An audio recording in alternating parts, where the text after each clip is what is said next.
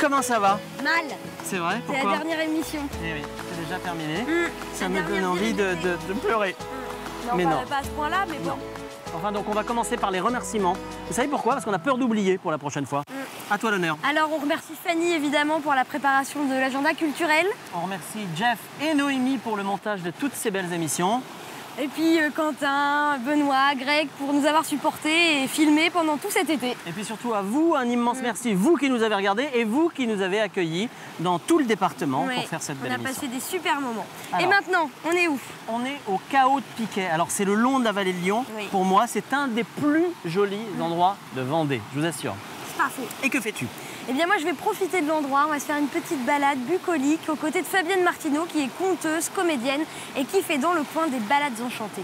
Et alors vous l'avez peut-être remarqué tout autour de nous, où nous sommes ceinturés de libellules. Moi je vais à la maison des libellules, à Chailley-sous-les-Ormeaux. Et là je vais rencontrer des libellules, mais pas que, vous verrez. Allez, je vais chercher mon panier pique-nique. Eh bien moi je vais attraper des libellules. À tout à l'heure. À tout à l'heure.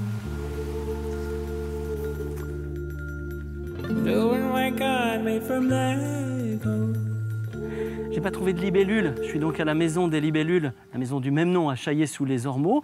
Et là, on va certainement m'en montrer. Enfin, j'imagine, je vais aller à la rencontre d'Émilie Grand-Clodon. C'est sa directrice. Nous sommes ici dans un ancien presbytère, aujourd'hui consacré exclusivement à une muséographie autour de la faune et de la flore locale. Suivez-moi, c'est très intéressant. Bien sûr, c'est pour toute la famille en plus. All the vows told your name. Bonjour Émilie. Bonjour. Vous êtes la directrice de la maison des libellules ici. Quelle est la vocation du lieu? Alors, la Maison des Libellules, on va y proposer des animations, des expositions, particulièrement en été, beaucoup d'animations. Et dans les expos, on va parler de la vallée de Lyon et des libellules.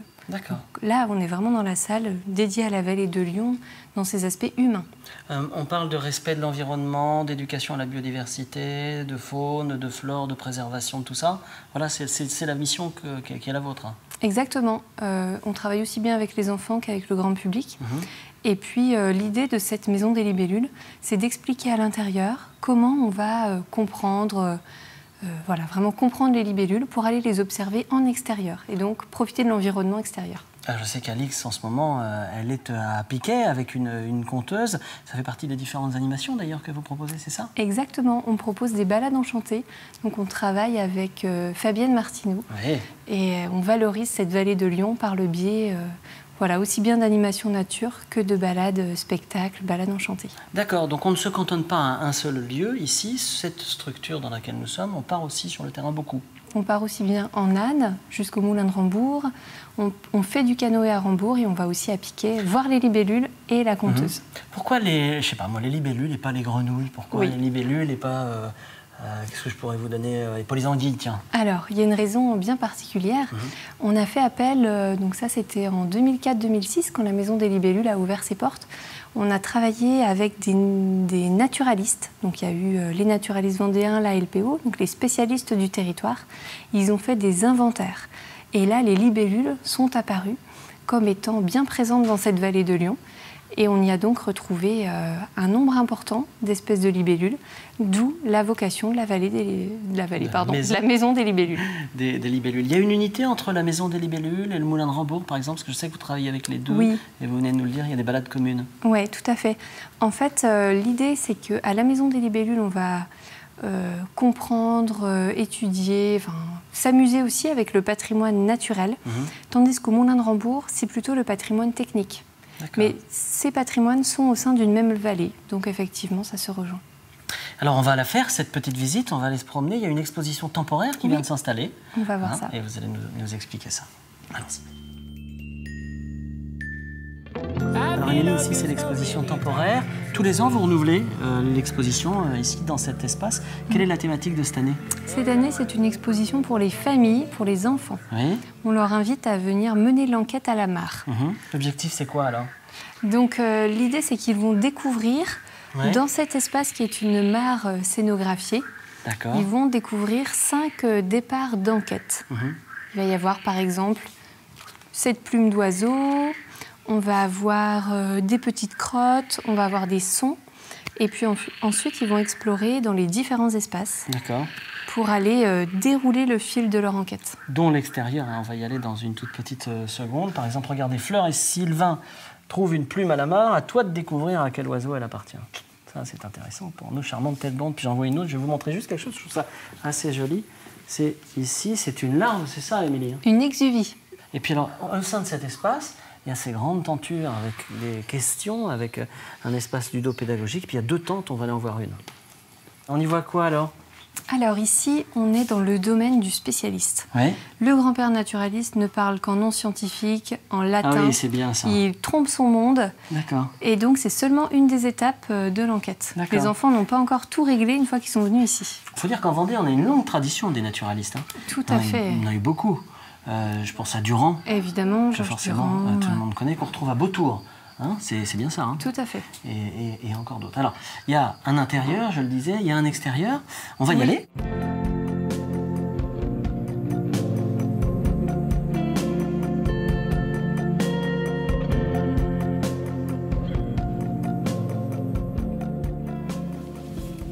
Alors là, voilà cette fameuse mare. Oui. Vous me disiez qu'une mare, c'était une richesse incroyable. C'est-à-dire? En fait, c'est un lieu de vie pour vraiment beaucoup d'espèces animales. C'est là où elles viennent manger, où elles se reproduisent, où elles se cachent. C'est là aussi où les oiseaux vont venir boire. C'est vrai qu'on met parfois des nichoirs dans le jardin. Il faut qu'ils viennent boire à un moment, ces oiseaux. Et puis, c'est aussi un corridor écologique. C'est important qu'elle soit connectée avec d'autres haies, avec, par exemple, le petit ruisseau qui rejoint la rivière. Comme ça, tout, voilà. C'est important que ce soit bien connecté. Ah, c'est pas de l'eau stagnante, alors, cette mare-là? Alors, si, c'est de l'eau stagnante, mais elle se remplit légèrement par la source. Et à un moment, ça repart à la rivière, mais c'est très infime. Et alors, quelle est son utilité au sein de la maison des libellules, ici? Elle sert à quoi? Alors, on peut dire que finalement la mare, c'est le cœur de la maison des libellules.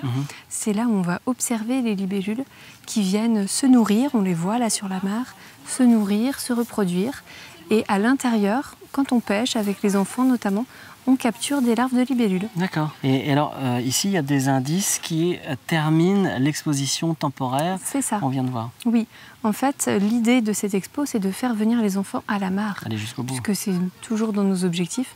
Et donc, les enfants arrivent ici et ils ont des petites figurines, des figurines qui vont... Ah, on les a vues tout à l'heure. J'ai vu une espèce de marmotte, c'est ça? Alors, c'est le campagnol amphibie. Ah, pardon. J'ai vu que c'était une marmotte, c'est n'importe quoi. C'est le campagnol amphibie. Il est gros quand même pour un campagnol amphibie. Hein. C'est un vrai... Ah non, taille réelle. C'est la taille réelle? Taille réelle. Rien à voir avec le campagnol terrestre. Voir un campagnol amphibie à la maison des libellules, c'est énorme. C'est énorme? C'est sa taille normale, ouais. D'accord. D'accord. Et donc, une libellule. Voilà, la libellule. Il y a une rainette. D'accord, un peu cachée. Elle est là, cachée. Il y a une flèche qui indique les lentilles d'eau, mais là, je vous donne toutes les réponses de l'enquête. Ah, mais non, arrêtons là. On s'arrête là. Très bien, elle fait bien son boulot, c'est bien. Merci, Émilie. Je vous dis merci pour votre accueil. Venez à la maison des libellules, venez-y en famille, vous allez voir. C'est ludopédagogique, on apprend plein de choses sur la biodiversité. Et moi, je vais voir où on est à Lix. Elle n'est pas très loin, elle est tout au bout là-bas, à Piquet, avec donc Fabienne, la conteuse. On y va.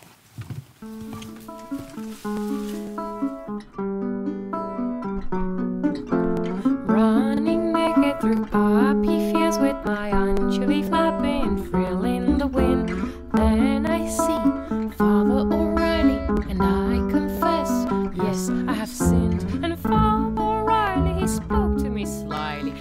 Ah, moi, cette dernière virée de l'été, j'ai décidé d'en profiter. Je suis dans la vallée de Piquet, tout près de Lyon, un endroit idéal pour pique-niquer.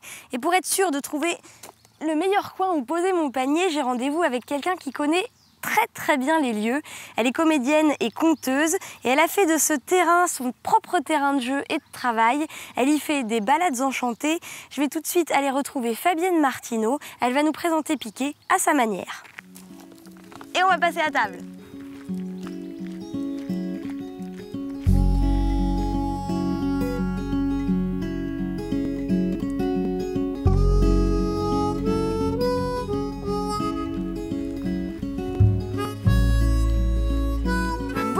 Fabienne. Bonjour Alix. Ça va bien? Oui.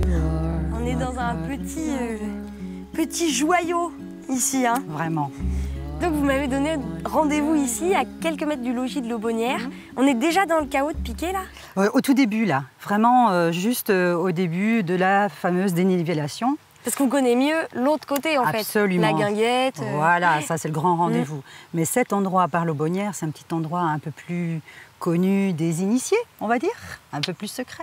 D'accord, je suis une initiée maintenant. Ça y est, vous êtes une initiée. Ça y est. À partir de l'Aubonnière jusqu'à la guinguette de Piquet, on a 8 mètres de dénivellation. Ce qui fait que donc il y a beaucoup de cascades. Là, on peut remonter jusqu'à la Roche-sur-Yon. Là, on peut aller jusqu'à l'océan. Bon, voilà, mais en tout cas ici, on est dans une vallée enchanteresse, ça c'est sûr. Oui. Qu'est-ce qui vous a tapé dans l'œil au point d'en faire un lieu de travail? Puisque vous faites des balades enchantées. Vous parlez de l'œil et je crois que justement, ça dépasse simplement l'œil. Ça touche plus profondément, hein, ça touche le cœur. Alors, on va se trouver un petit endroit pour pique-niquer? Absolument. Ouais. Allez, encore un petit chemin secret connu de certains seulement, hein. D'accord? C'est parti.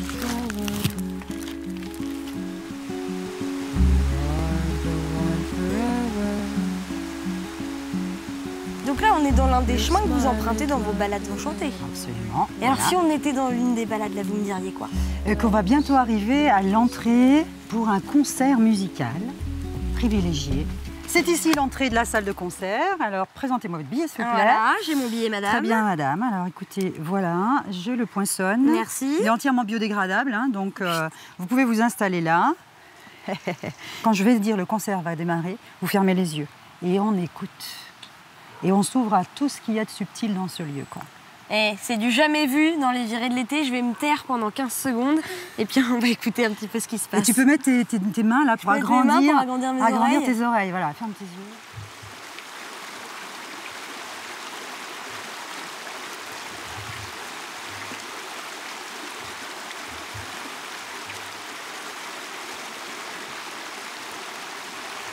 Pause très agréable.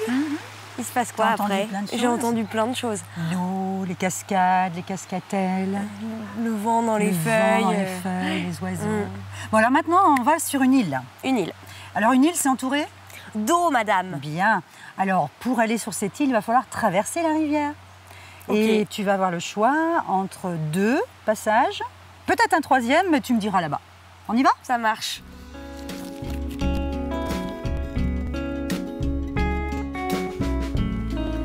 C'est volontairement pas vraiment entretenu, enfin oui, c'est semi-naturel. Voilà. C'est un endroit qui est en gestion semi-naturelle. D'accord.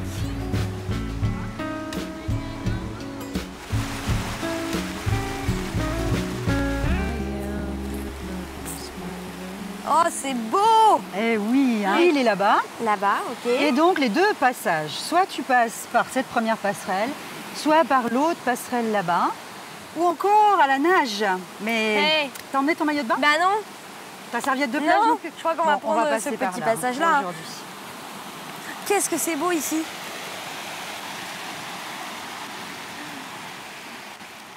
Alors là, j'avais demandé un petit coin sympa pour pique-niquer. Au frais, au bord de l'eau. Hein, ici, c'est pas mal. Écoute, c'est parfait. Voilà. Tu pourras même mettre les pieds dans l'eau tout à l'heure, si tu souhaites. Ouais. Ah bah, je le souhaite. Alors, on va installer le pique-nique. Pendant ce temps-là, je vous laisse regarder un très joli reportage sur Irène Voisin. Elle est rempailleur à la Main-Borgère. Gardienne d'un savoir-faire depuis plus de 10 ans, vous allez voir que son carnet de commandes est bien rempli. Et nous, on s'installe et on déjeune.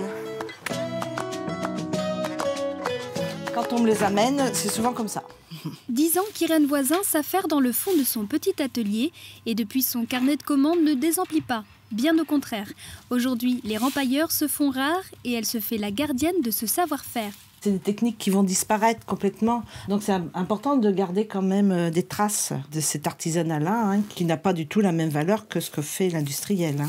Bien loin de l'industrie, Irène Voisin fait tout à la main, une pratique très répandue dans nos fermes au siècle dernier. Il n'y a pas de nœud du tout. C'était les agriculteurs, hein, les paysans, hein, qui faisaient ça le soir, comme on dit, l'hiver surtout. Donc ils refaisaient ça avec ce qu'ils avaient sous la main. Alors selon les régions, c'est du jonc ou c'est de l'herbe de mer ou de la paille des marais. Enfin, tout matériau qui peut être tissé, ça peut être de la ficelle aussi. Particularité, elle fabrique elle-même son tauron. Comprenez le brin de paille qui servira à recouvrir l'ensemble d'une chaise, une opération délicate qui assurera la robustesse de l'assise.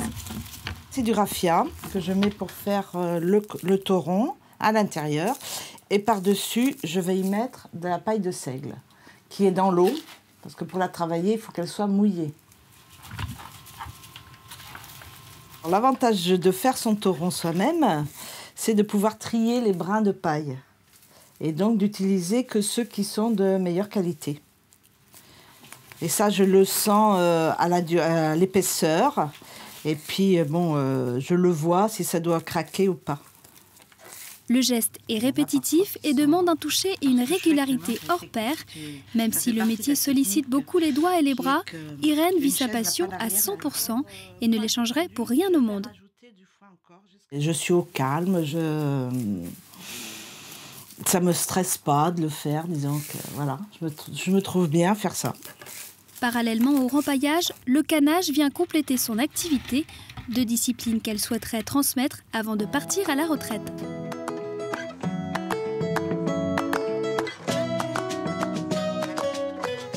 Pique-nique installé. Merci. Taboulé maison, hein. J'y tiens. Bravo. J'y tiens, j'y tiens. Fais avec amour. Serre-toi. Bonjour belle Ondine. Bonjour. Alex, t'as oublié l'essentiel en partant de la maison ce matin. Toi, t'as senti qu'il y avait à manger. Pour la dernière émission pour venir vous voir. Remonter les rochers, tout ça, de piquer. Tout trempé. Tout Ça sec. va, les fées ne t'ont pas attrapé et mis dans leur filet. Je compte sur vous. Parce que des fées, il y en a dans le coin. Ah oui, ça. Ah. Il y en a partout, dans tous les endroits naturels préservés, surtout. Je vous coupe. Ah ça, c'est du vin du pays, pas très loin là, C'est du vin de René. Mareuil. Toutes ces histoires, toutes ces légendes, c'est des gens du coin qui te les ont racontées. C'est des histoires Alors moi, que toi, tu as rebrodées autour. Oui. Alors il y a à la fois ce que moi j'ai entendu petite. Vas-y, insère-toi. Et puis ça m'a toujours passionnée. J'ai toujours adoré ces histoires, enfant. Et puis un jour, du coup, je me retrouve à les raconter moi-même. Ça s'appelle comment ça? La transmission. Eh oui. En tout cas, je te remercie beaucoup parce que j'ai redécouvert ce chaos de piqué. Oui. Je pense que ça arrive à beaucoup de gens qui font les balades avec toi. Oui, tout à fait. Eh bien, je vais continuer de manger mon taboulé, de boire les paroles de Fabienne. Hervé, on va faire pareil. Moi, je bois les paroles de Fabienne et je bois tout le reste aussi. Allez, bon appétit. Merci. Et il est très bon, ton taboulé. Il est pas mal, hein? Super bon. Ouais, il est pas mal. C'est pas le taboulé de ta grand-mère. Moi, je le trouve pas mal. Et si vous voulez suivre les balades enchantées de Fabienne, eh bien, vous pouvez vous inscrire à la Maison des Libellules. Elles auront lieu les mercredis 6 et 20 août prochains. Jimmy, won't you please come home? The grass is green and the buffaloes roam. Come see Jimmy, your Uncle Jim, and your Auntie Jim, and your cousin Jim. Ah oui. Tu sais, il y a des petits poissons qui viennent te se fait manger. grignoter Des gens les qui petits payent des poissons. fortunes pour venir se faire grignoter les pieds. Il suffit d'aller à piquer. Bon, j'en déduis que t'es bien Ouais. et que t'as passé un bon moment. Et qu'on a bien profité de cette dernière Eh ben, virée de écoute, l'été. On passe à l'agenda? Non, j'ai pas envie de terminer. Non, il va falloir quand même. Les Nuits Royales de Nieul. On va remonter en 1840 pour une visite aussi animée que passionnante sur l'histoire de l'abbaye de Nieul-sur-le-Tise. Alors ça a commencé depuis le 9 juillet, ça se poursuit jusqu'au 27 août. Ça coûte 8 € pour les adultes, 6 € pour les enfants et ça commence à 21h30. Mais non, il faut que je rentre à la maison. Tu sais que tu prends des risques, continue. Alors, le mercredi 30 juillet, on vous On a propose mouillé. d'aller à la fête des pirates au château des aventuriers. Le château des aventuriers, il est à Avrier. Ah oui, allez à Avrier. Bon, un mot sur la tournée des plages, je vous en parle tout le temps. Hein. C'est où cette fois-ci? C'est ce mercredi 30 juillet. C'est à l'Aiguillon-sur-Mer avec toutes les animations dont on a parlé, les structures gonflables, la cuisine mobile pour apprendre les produits de Vendée. Et puis un ça, c'est pour concert toi. mythique le vendredi 1er août. Elmer Footbeat, concert événement du rock français. Évidemment. Ça se passe à la Tranche, à la Gruyère. Et ça va être à 21h30. C'est à 21h30. Tu vas me manquer. T'as des choses importantes ou pas là-dedans? Si, oui, j'ai des choses importantes. Il faut pas qu'on... Ça, j'ai un petit cadeau pour toi. C'est vrai? Ouais, c'est pour que tu penses à moi pendant tes vacances. Oh, il est mignon. Voilà. Elle va nous quitter, puis elle va nous quitter pour longtemps. Elle est méchante jusqu'au bout. À bientôt. Allez, très bonne fin d'été. Merci, salut. Attention le micro.